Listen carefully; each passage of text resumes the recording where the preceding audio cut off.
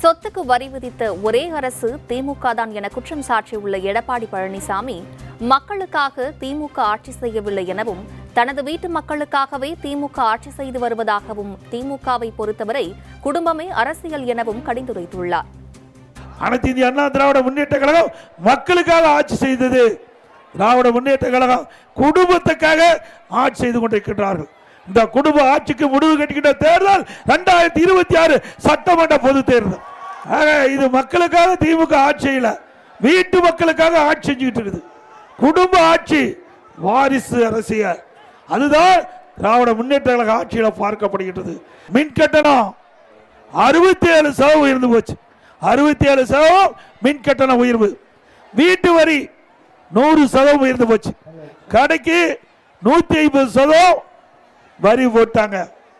அது மட்டும் இல்ல, குடிய வரி, குப்பைக்கு வரி போட்ட ஒரே அரசாங்கம் திமுக அரசாங்கம் தான். இன்னைக்கு விலைவாசி இன்னை முட்டிக்கிட்ட அளவுக்கு உயர்ந்து போச்சு. இன்னைக்கு மக்கள் படுகிற துன்பத்தை பத்தி இந்த அரசாங்கத்துக்கு கவலை இல்லை. இன்னைக்கு நடுத்தர மக்கள், ஏழை மக்கள் இந்த விலைவாசி உயர்வால கடுமையா பாதிக்கப்பட்டிருக்கிறாங்க.